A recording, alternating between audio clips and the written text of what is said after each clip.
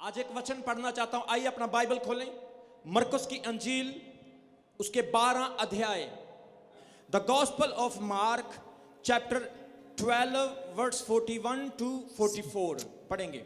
वह मंदिर के भंडार के सामने बैठकर देख रहा था। यीशु मसीह मंदिर के भंडार के सामने बैठकर देख रहा था। यीशु मसीह कुछ देख रहे हैं। यीशु मसीह की आंखें कहीं पर लगी हुई हैं। आज मैं किसी सेलिब्रिटी की बात नहीं कर रहा हूं, मैं किसी बॉलीवुड हॉलीवुड की बात नहीं कर रहा हूं, मैं बात कर रहा हूं उस यीशु मसीह की जिसने आपके लिए कोड़े खाए, जो आपके लिए मारा गया, दफनाया गया और तीसरे दिन संडे मॉर्निंग को जी उठा। बोलो हालेलुया। आज यीशु मसीह मंदिर के भंडार के पास बैठे हैं।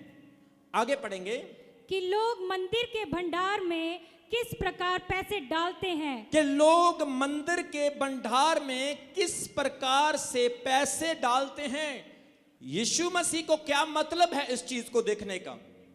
यीशु मसीह स्पिरिचुअल हैं, आत्मिक हैं। यीशु मसीह को पैसे से क्या लेना देना है? आजकल भी लोग यही बात बोलते हैं ना, मैं बहुत आत्मिक हूं, मुझे पैसे से कोई काम नहीं।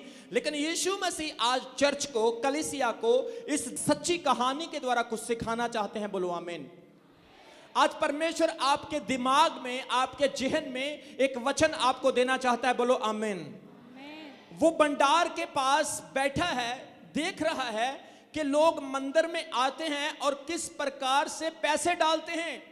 आज भी आप हमारे देश में बहुत सारे धार्मिक स्थानों को देखेंगे।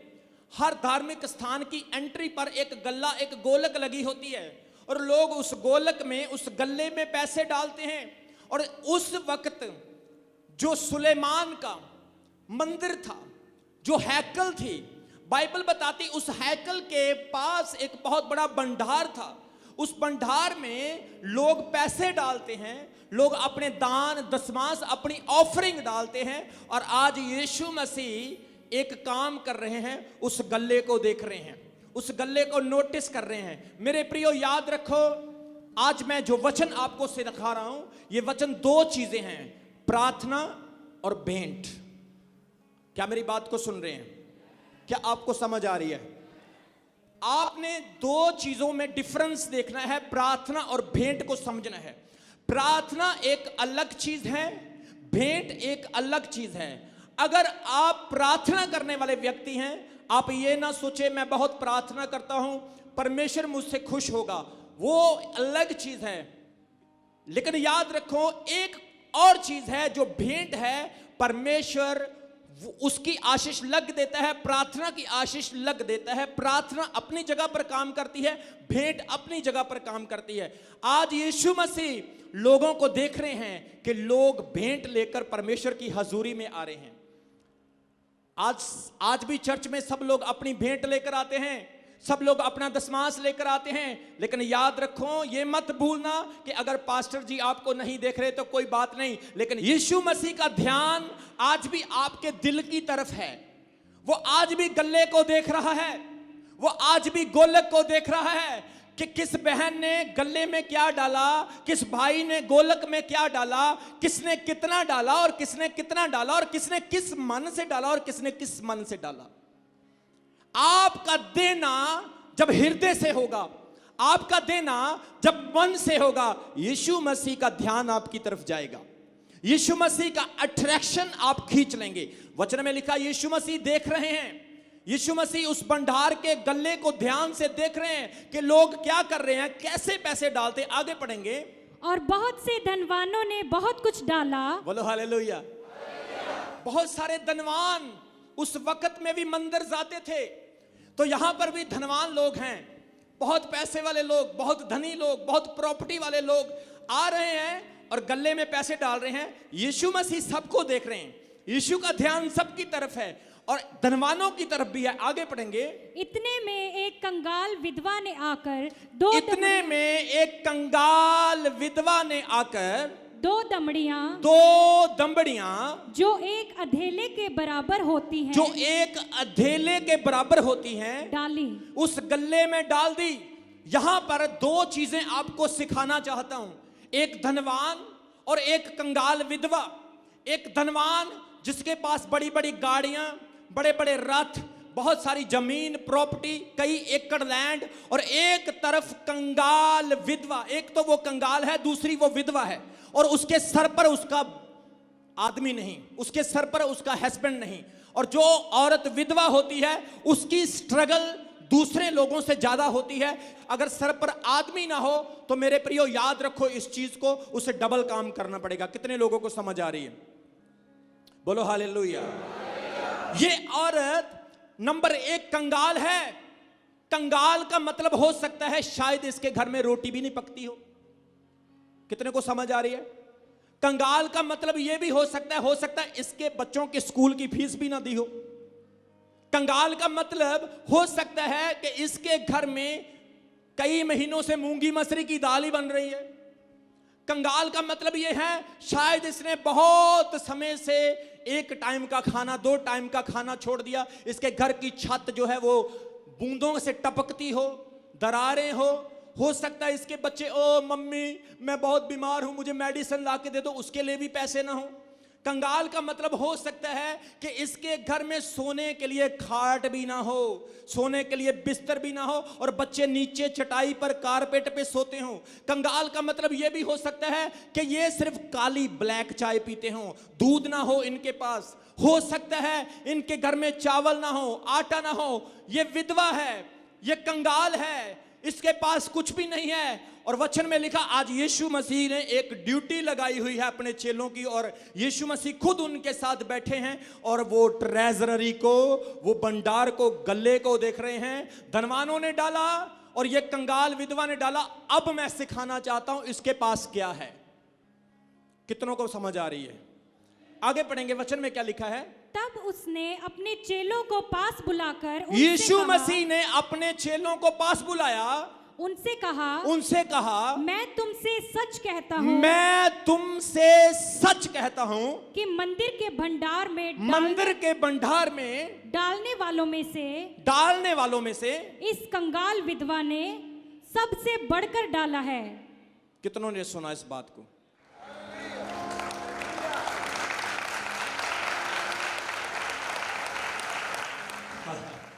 यीशु की आंखों देखी बात है ये। और यीशु मसीह ने चेलों को बुलाया, जल्दी से आओ, जल्दी से आओ, जल्दी से आओ, मैं तुम्हें कुछ बताना चाहता हूं। चेलों ने पूछा प्रभु क्या है? बोले कि इस औरत ने सबसे ज्यादा डाल दिया।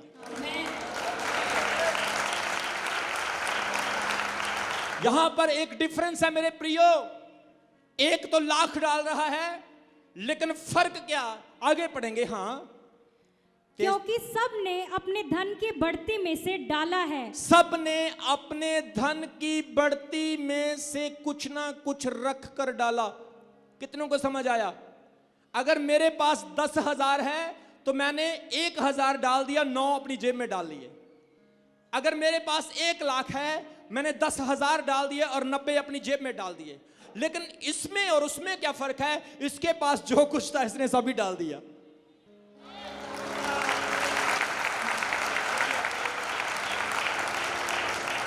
आज परमेश्वर आपका दिल देखता है। वचन की पहली लाइन में आपने क्या पढ़ा? कि यीशु आज खजाने को देख रहे हैं। वचन की पहली लाइन में आपने देखा जीसस, यीशु मसीह आज देख रहे हैं। बेटा डालो, आज क्या डालते हो? आज मैं देख रहा हूं। आज आप परमेश्वर की हजूरी में क्या करते हैं? आज आपका मिनिस्ट्री में क्या कंट्रीब्यूशन है? खुदावंद जानता है। अगर आज आपके काम रुके हैं, प्रार्थना की वजह से नहीं, दान और दशमांश ना देने की वजह से रुके हैं। आपका घर कैसे चलता है बताओ मुझे? आपके बच्चे कैसे पढ़ते हैं? आपके घर में राशन कैसे आता है? पैसे से। परमेश्वर चाहता है जो आपका राशन लाने वाला पैसा है, जो आपके बच्चों की फीस देने वाला पैसा है, जो आपके घर पर इस्तेमाल किए जाने वाला पैसा है, परमेश्वर चाहता है उस पैसे में आशीष हो। परमेश्वर चाहता है वो पैसा बीमारियों पर ना लगे। परमेश्वर चाहता है वो पैसे को शैतान सेध ना लगाए। परमेश्वर कहता है वो पैसा आज 1000 है, कल लाख बन जाए, परसों करोड़ बन जाए, आप मिलियनियर बन जाए, आप बिलियनियर बन जाए, लेकिन विश्वास में भी, लेकिन प्रार्थना में भी, लेकिन आत्मिकता में भी, लेकिन यीशु मसीह के साथ रिश्ते में भी आत्मिक बन जाए। मेरे प्रियो आज याद रखो, इस तरह के लोग जब परमेश्वर की हजूरी में आते हैं वो परमेश्वर की सेवा के लिए बोझ हैं। जब आप परमेश्वर का काम करते हो, याद रखो परमेश्वर आपका काम करता है। जोर से बोलो हालेलुया। जब आप परमेश्वर के कामों में सहयोगी बनते हो, परमेश्वर आपके कामों में सहयोगी बनता है। आज आप परमेश्वर के लिए क्या करते हैं, यीशु मसीह देख रहा है। ये मत सोचना कि मैं 5 रुपए डाल दूंगा और मुझे ब्लेसिंग मिल जाएगी। अगर आपके पास 5 ही हैं तो परमेश्वर ब्लेस करेगा, लेकिन अगर लाख है तो 5 डाले हैं तो आपकी ब्लेसिंग में रुकावट है मेरे प्रियो। इसलिए वचन में लिखा, इस विधवा ने, इस कंगाल ने जो कुछ उसके पास था सब कुछ डाल दिया। जो कुछ उसके पास था सब कुछ डाल दिया। आज मैं बताना चाहता हूं, चर्च को बीज बोने की जरूरत है। अगर परमेश्वर ने आपको दवाइयों से छुटकारा दिया, परमेश्वर ने आपकी जिंदगी में चमत्कार किया, परमेश्वर ने आपको दुष्ट आत्माओं से, परमेश्वर ने आपको कर्जे से छुटकारा दिया, आज बीज बोएं, आज बीज बोएं। परमेश्वर आपके बीज को 100% ग्रो करेगा। मैं गारंटी देता हूं यीशु मसीह के नाम में। आपके रखने के लिए जगह नहीं होगी यीशु मसीह के नाम में। कई लोग सोचते मैं प्रार्थना करता हूं, प्रार्थना करने से सामर्थ्य मिलेगी, आशीष नहीं मिलेगी। आशीष दशमांश देने से मिलेगी, आशीष बीज बोने से मिलेगी। एक बीज बोया जाता है और एक बीज पेड़ बन जाता है। जब आप बोएंगे आप विश्वास से काटेंगे भी। अगर आप बोएंगे आंसू बहाते हुए, आप जय जयकार के साथ काटेंगे भी। आज बहुत सारे लोग इस चर्च में गरीब हैं, कारण क्योंकि वो परमेश्वर के लिए अपना हाथ नहीं खोलते। किसी तांत्रिक ने अगर 50,000 मांग लिया तो कर्जा उठा के भी दे देंगे और साथ में एक बोतल और लाल मुर्गा भी देंगे, लेकिन परमेश्वर की सेवा के लिए आप हाथ नहीं खोलते हो। आज परमेश्वर कह रहा है बीज बोवो, बीज बोवो। अगर आप परमेश्वर के काम के लिए खड़े होंगे, मैं सच बता रहा हूं आपको मैं ये नहीं कह रहा हूं पूरी जिंदगी दो, मैं आपको ये नहीं कह रहा हूं पूरी लाइफ दो, मैं कहता हूं 2 साल दे के देखो। 2 साल बीज बो के देखो। परमेश्वर आपके कर्जों से आपको फ्री कर देगा, परमेश्वर आपकी बीमारियों से आपको फ्री कर देगा, परमेश्वर आपके घरों को ब्लेस कर देगा। टूटे हुए घर 2 मंजिल बन जाएंगे यीशु मसीह के नाम में। लेकिन आज शुरुआत करें, आज बीज बोएं। कई बार लोगों को कहा जाता बीज बोवो, बीज बोवो। एक बार मैंने किसी को बोला बीज बोवो, वो कणक उठा के थैला अपने चर्च में ले आए, गेहूं उठा के ले आए। मैंने बोला ये वाला बीज नहीं, परमेश्वर आपका पैसे का बीज मांग रहा है, वो वाला बोवो। कई बार हमारे पास्टर्स, हमारे चर्च के सेवादार लोगों में विजिट करने के लिए जाते हैं, लोगों को सिखाया नहीं गया, उनकी बुद्धि में फर्क है। वो कहते भाई तेल पानी का इंतजाम कर देना। प्रेयर करने के लिए चले गए, सरसों का तेल बोतल इतनी सारी ले ली और पानी ले लिया, बोले लो जी आपने बोला था तेल पानी का इंतजाम कर देना। लेकिन उनको ये नहीं पता गाड़ी में तेल पानी का इंतजाम भी करना पड़ता है। जोर से बोलो हालेलुया। इसलिए वचन में लिखा है यीशु मसीह मंदिर के भंडार पर बैठे हैं। मेरे प्रियो, आज आपने परमेश्वर के काम करने हैं। याद रखो, जब मैंने ये सेवकाई शुरू की, मेरे पास कुछ भी नहीं था। मैंने विश्वास के साथ परमेश्वर को पुकारा। जिस तरह से आपका मेंटर, जिस तरह से आपका पास्टर अपने विश्वास को इस्तेमाल करता, रिस्क लेता है, आप भी रिस्क लेकर देखो परमेश्वर के लिए। आप भी अपने विश्वास को यूज करके देखो परमेश्वर के लिए। अभी भी चर्च की बहुत सारी जरूरतें हैं। आज परमेश्वर चर्च को यह बात कह रहा है, आपने प्रभु के काम के लिए खड़े होना है। प्रभु आपके लिए खड़े होने के लिए जा रहे हैं। आमीन ऊंचा तो आपके लिए होगा। आमीन ऊंचा तो जो परमेश्वर की आवाज है। आमीन ऊंचा तो आप देखेंगे चमत्कार को 1 हफ्ते के अंदर अंदर। आमीन ऊंचा तो 1 महीने के अंदर अंदर कर्जे फ्री होंगे यीशु मसीह के नाम में। आमीन ऊंचा तो आपकी हॉस्पिटल की रिपोर्ट नेगेटिव होगी यीशु मसीह के नाम में। इसलिए बीज बोएं। वचन में लिखा बीज बोना एक विश्वासी के लिए बहुत जरूरी है। कितने लोग बाइबल पढ़ते हैं? मुझे अपना हाथ दिखाओ। Very good. प्रेरितों के काम कितने लोगों ने पढ़ा है? हाथ दिखाओ। प्रेरितों के काम में द बुक ऑफ एक्ट में उस समय जितने भी विश्वासी होते थे वो अपनी जमीनें बेच बेच कर प्रभु की सेवा के लिए लेकर आते थे। कितने लोगों को समझ आ रही है? हमारे चर्च में भी ऐसे बलीवर हैं जिन्होंने अपनी जमीन बेची है। हमारा शेड पड़ रहा था, एक बहुत मिडिल क्लास फैमिली जिन्होंने 2.5 लाख रुपए की अपनी जमीन बेचकर चर्च को दी है। यह चर्च ऐसे नहीं बिल्ड हुआ क्योंकि देने वाले अभी जिंदा हैं। अभी कुछ लोग हैं जिनको परमेश्वर ने चुना हुआ इस काम के लिए, लेकिन परमेश्वर चाहता है आपको भी वो चुने, आपको भी इस सेवकाई में सहभागी होने का मौका मिले। परमेश्वर आपको करोड़ दे, आप परमेश्वर को 10 लाख दें। परमेश्वर आपको 10 लाख दें, आप परमेश्वर को 1 लाख दें। परमेश्वर आपके पैसे का भूखा नहीं मेरे प्रियो, परमेश्वर हृदय देखता है, प्रभु दिल देखता है कि आप उसकी सेवा के लिए कितने ज्यादा गंभीर हो। बोलो हालेलुया, बोलो हालेलुया। इसलिए याद रखो, आपने बीज बोना है। इस विधवा ने यीशु मसीह का ध्यान अपनी तरफ खींच लिया। कितने लोगों को समझ आ रही है? कितने लोग सुन रहे हैं? इस विधवा ने यीशु मसीह का ध्यान अपनी तरफ खींच लिया, क्योंकि परमेश्वर मुझे बार बार यह बात कहता है, लोग गरीब इसीलिए हैं, लोगों के ऊपर कर्ज इसीलिए हैं, लोगों के अंदर कमियां इसीलिए हैं क्योंकि वो लोग अपना बीज नहीं बो रहे हैं। और जब तक किसान बीज नहीं बोएगा वो फसल नहीं काटने पाएगा। इसलिए याद रखो, आज परमेश्वर आपको ब्लेस करना चाहता है, परमेश्वर की आपको आशीष देने की इच्छा है। आज से आप वादा करें, अपोस्टल जी मैं आपको कहता हूं, पूरी जिंदगी नहीं 2 साल वादा कर लें कि हम पूरा 100% बीज प्रभु की सेवा के लिए बोएंगे। मैं 2 साल में आपको वॉच करूंगा और 2 साल में आप अपनी जिंदगी में एक बड़े फर्क को देखोगे यीशु मसीह के नाम में। आमीन ऊंचा तो होगा आपके लिए। इसलिए मेरे प्रियो, परमेश्वर के वचन में लिखा है, यीशु मसीह देख रहे थे, आज भी यीशु मसीह आपको देख रहे हैं, प्रभु यीशु मसीह आपको वॉच कर रहे हैं। हमारे चर्च में बहुत सारे ऐसे लोग हैं जिनको प्रभु ने जायदाद दी है, प्रॉपर्टी दी है। प्रेरितों के काम में लिखा है, लोगों ने अपनी प्रॉपर्टी बेच बेच के प्रभु के काम के लिए दे दी। बहुत सारे लोग कहते हैं, अपोस्टल जी प्रॉब्लम यह है कि हम बहुत गरीब हैं, मेरे पास नौकरी नहीं है, मेरे पास जॉब नहीं है। हमारे चर्च में एक विश्वासी भाई बीमार हो गए, वो बहुत गरीब परिवार से हैं। विश्वासी भाई बीमार हो गए, उन्हें हॉस्पिटल में एडमिट करवाया गया। उनके पास सिर्फ 1 लाख रुपए थे, उन्होंने 1 लाख रुपए हॉस्पिटल वालों को दे दे। उन हॉस्पिटल वालों ने पैसे लेके उनका ट्रीटमेंट भी सही नहीं किया, उनको पीजीआई में रेफर कर दिया, पीजीआई वालों ने उनको कहीं और भेज दिया। तो इस तरह से अब तक उनका 3 लाख 2.5 लाख रुपए लग चुके हैं और उन्होंने कर्जा भी उठा लिया। जब हम बीमारी में कर्जा उठा के डॉक्टर को दे सकते हैं, जब हम दुख में कहीं से पैसे पकड़कर डॉक्टरों को दे सकते हैं, तो परमेश्वर के लिए रिस्क नहीं ले सकते, परमेश्वर की सेवा के लिए रिस्क नहीं ले सकते। अगर आप परमेश्वर के लिए रिस्क लोगे तो परमेश्वर आपके साथ खड़ा है यीशु मसीह के नाम में। परमेश्वर इस चर्च को, आपकी जनरेशन को, आपके बच्चों को ब्लेस करेगा यीशु मसीह के नाम में। इसलिए अपना बीज बोना शुरू करें।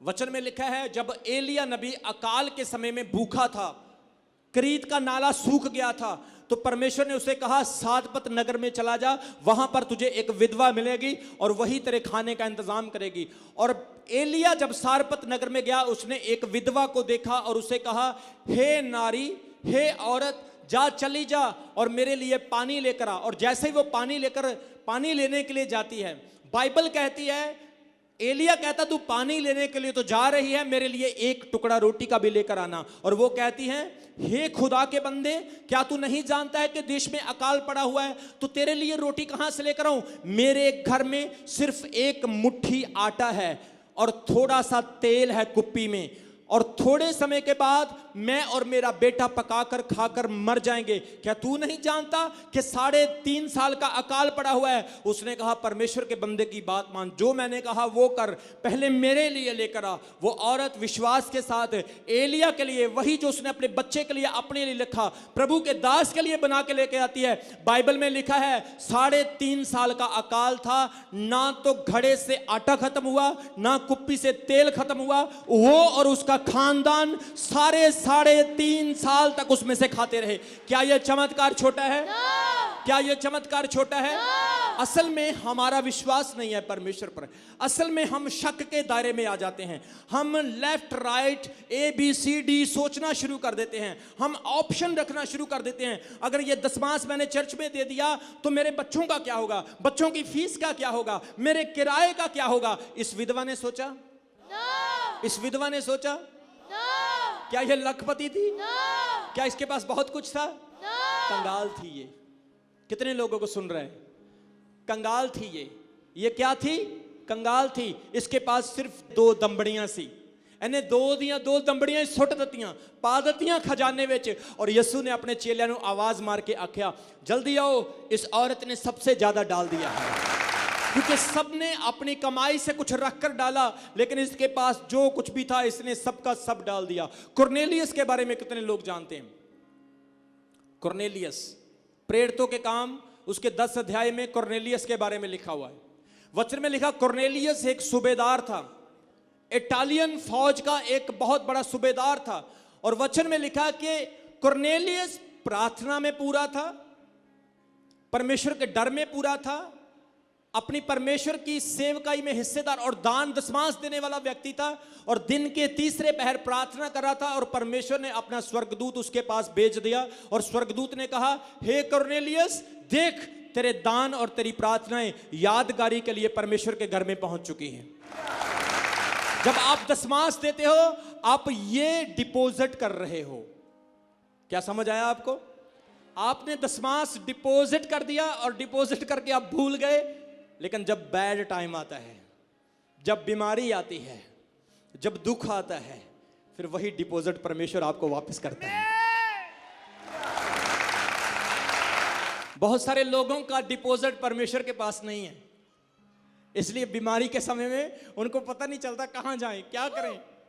वो ऑलवेज कहते हैं, मैं गरीब हूं, मेरे पास जॉब नहीं है, मैं फ्री हूं। कंगाल के पास नौकरी थी, क्या ये HDFC बैंक में लगी हुई थी? कंगाल कुछ नहीं था, लेकिन इसके पास अच्छा मन था। वचन में लिखा, परमेश्वर हर्ष से देने वाले को प्यार करता है, परमेश्वर दिल से देने वाले को प्यार करता है। परमेश्वर इस चर्च को गरीबी से, श्राप से, बीमारी से, कमजोरी से, परमेश्वर इस चर्च को लाचारी से, परमेश्वर आपके बच्चों को ब्लेस करना चाहता है। आपके बच्चों को अच्छी नौकरी, अच्छी जॉब, अच्छे ओहदे पर लेकर जाना चाहता है। जिस तरह से परमेश्वर ने यूसुफ को, दाऊद को, जिस तरह से परमेश्वर ने नबियों को ब्लेस किया, जिस तरह से परमेश्वर ने अब्राहम को कहा था कि मैं पराई जातियों का धन तुझे देगा, परमेश्वर आपके लिए भी दरवाजे खोलेगा यीशु मसीह के नाम में। खड़े हो जाओ परमेश्वर के साथ, स्टैंड हो जाओ परमेश्वर के साथ। परमेश्वर आपको इस कंगाल विधवा की तरह ब्लेस करेगा। परमेश्वर यीशु मसीह कहेगा, इसने सबसे ज्यादा कर दिया। जोर से बोलो हालेलुया। इसलिए मेरे प्रियो, आज आपने चर्च के साथ खड़े होना है। आपको पता हमारे चर्च में जगह कम हो गई है, पीछे मुड़कर देखो, जगह कम हो गई है। हमें जगह लेनी है और लैंड लेनी है। मैं आज प्रोफेसी करता हूं, आज मैं प्रोफेटिक वर्ड देता हूं। जो लोग इस चर्च के साथ खड़े होंगे, मैं परमेश्वर का दास होने के नाते कहता हूं, आप लोग बेचैन हो जाओ। परमेश्वर इतनी बरकत देगा, आपके रखने के लिए जगह नहीं होगी यीशु मसीह के नाम में। हमारे चर्च में कुछ लोग ऐसे हैं जिनको परमेश्वर ने ब्लेस किया, लेकिन वो रेगुलर नहीं देते, कभी कभी दे देते हैं। क्रिसमस आ गया, ईस्टर आ गया, गुड फ्राइडे आ गया, लेकिन खुदा कह रहा है रेगुलर बोना है, रेगुलर बोना है। बोकर देखो बीज। परमेश्वर आपकी जनरेशन को ब्लेस करना चाहता है। मैं रात प्रार्थना में था, तकरीबन 2:30 बजे का टाइम था जब मैं प्रेयर में बैठा था। परमेश्वर का आत्मा मुझे बार बार कह रहा था, बहुत सारे लोग बीमार हैं, उन्हें बोल के बीज बोएं। बहुत सारे लोगों के काम रुके हुए हैं, उनको बोल के बीज बोएं। बहुत सारे लोगों के वीजे नहीं लग रहे हैं, बहुत सारे लोगों के पासपोर्ट के काम अड़े हुए हैं, उनको बोल के बीज बोएं। बहुत सारे लोगों के बच्चे बीमार हैं, डॉक्टरों को पैसा दे रहे, उनको बोल के बीज बोएं। मैंने कहा परमेश्वर ठीक है, तूने मुझे बोल दिया, मैं अपनी जॉब करूंगा, मैं अपना काम करूंगा। मैं आज यीशु मसीह के नाम में आपको बोलता हूं, आज परमेश्वर को परख कर देखो। वो कहता है परमेश्वर की पावर को मत परखो, परमेश्वर को मत परखो, लेकिन दान और दशमांशों में उसे परख कर देखो। वो कहता है मैं आकाश के झरोखे तुम्हारे लिए खोल दूंगा, तुम्हारे रखने के लिए जगह नहीं रहेगी। जोर से बोलो हालेलुया। इसलिए चर्च मेरी आवाज को सुनो, इस विधवा की तरह आप परमेश्वर को अट्रैक्ट करें। जिनके पास बेबी ब्लेसिंग नहीं है, अपना दशमांश, अपना बीज शुरू करो, अपना सीड। जिनके ऊपर कर्जे हैं, अपना दशमांश शुरू करो। जिनके पास घर नहीं है, अपना दशमांश शुरू करो। कितना मुश्किल काम है ये, कितने लोगों को समझ आ रहा है मैं जो बोल रहा हूं? कितना मुश्किल काम है। 10 रुपए से 1 रुपया देना कितना मुश्किल काम है, बताओ। क्या मेरी बात को सुन रहे हो? छोटी सी बात, छोटा सा काम है ये। 1000 रुपए से 100 रुपए देना कितना बड़ा काम है, बताओ। 1 लाख से 10 लाख, भाई 1 लाख भी तो मिले है ना, कितना बड़ा काम है ये। अगर आपको मान लो, मैं बोलता हूं आपको, अगर अगले हफ्ते आपको 1 करोड़ रुपए परमेश्वर दे दे, देखो बहनों ने हाथ खड़े करके आमीन बोल दिया, आमीन। सबको चाहिए, सबको जरूरत है, मुझे भी जरूरत है। परमेश्वर बिना पैसे के भी अपने काम करता है, लेकिन याद रखो जो चीज पैसों की आती वो पैसों की आएगी, लेकिन स्वर्गीय चीज कोई पैसे से नहीं मिलेगी, वो सिर्फ मैन ऑफ गॉड से ही आपको मिलेगी। जोर से बोलो हालेलुया। कुछ ऐसे काम जो पैसों से भी नहीं बनते, लोगों ने लाखों रुपए लगा दिए, काम नहीं हुआ, लेकिन चर्च में आए 1 सेकंड में हो गया। जोर से बोलो हालेलुया। लेकिन जो काम, आज एक ही बात कहना चाहता हूं, परमेश्वर का काम करना आपने। किसका काम करना आपने? हाथ उठाओ और मेरे पीछे बोलो, परमेश्वर मैं आज प्रॉमिस करता हूं, मैं आपका काम करूंगा, मैं आपकी सेवा करूंगा। आज से मैं बीज बोना स्टार्ट करूंगा। जिस तरह से एक किसान बीज बोता है, अपनी फसल में बीज बोता है, मैं भी बीज बोना स्टार्ट करूंगा। मेरा विश्वास है मेरी फसल अच्छी होगी, मेरी फसल अच्छी होगी। परमेश्वर मैं डिपॉजिट करूंगा, मैं डिपॉजिट करूंगा, मैं डिपॉजिट करूंगा, मैं ज्यादा से ज्यादा करूंगा, क्योंकि आप खजाने पर बैठे हैं, आप खजाने पर बैठे हैं, आप ब्लेस करने वाले परमेश्वर हैं। आमीन। जोर से बोलो आमीन। परमेश्वर आपके लिए दरवाजे खोलेगा यीशु मसीह के नाम में। आप लोग ना का नहीं हां का मुंह देखोगे यीशु मसीह के नाम में।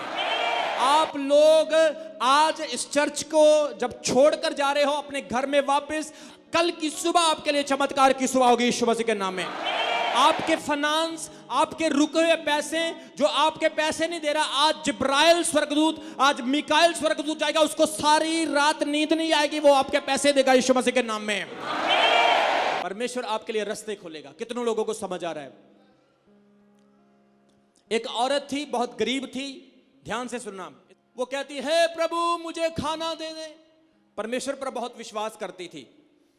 उसने रोज शोर मचाना, रोज रौला पाना, ओ प्रभु मुझे खाना दे। और है तो गरीब थी, लेकिन डिमांड ही उसकी बहुत बड़ी थी। कभी कहती प्रभु आज बर्गर दे दे, आज प्रभु मैकडोनल्ड का खाना मिल जाए, आज मुझे पिज्जा चाहिए। तो वो रोज चिल्लाती है, चिल्लाती है, चिल्लाती है।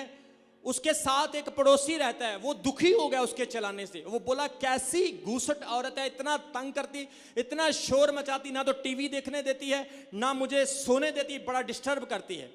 कितने लोगों को समझ आ रहा है? एक दिन सुबह का टाइम था, वो औरत कह रही हे प्रभु अच्छा सा ब्रेकफास्ट दे दे। वो आदमी ने सोचा ये ऐसे चुप नहीं करेगी, ब्रेकफास्ट बना के इसको दे देता हूं। उसने ब्रेकफास्ट बनाया और जाके उसके दरवाजे के आगे रख दिया और उसको जोर से नोक करके बोला, पर्ची लिख के रख दी कि ये परमेश्वर की ओर से है।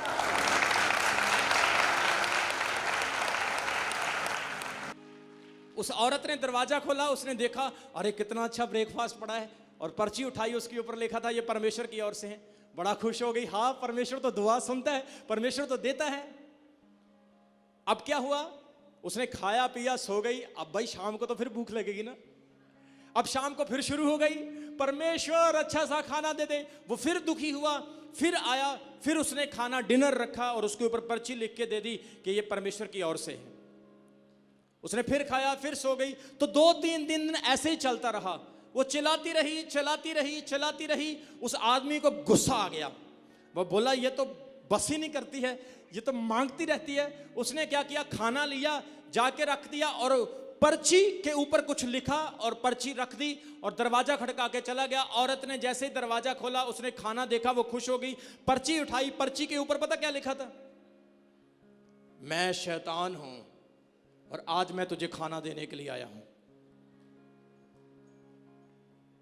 औरत अब सोच रही है कि पहले तो परमेश्वर देता था, आज शैतान देने के लिए आ गया। वो खुश हुई, प्रभु परमेश्वर तेरा धन्यवाद, तूने खाना दिया, वाह तूने शैतान को मुझे खाना देने के लिए भेजा, तू शैतान को भी मेरे लिए इस्तेमाल करता है। जोर से बोलो हालेलुया, प्रेज द लॉर्ड।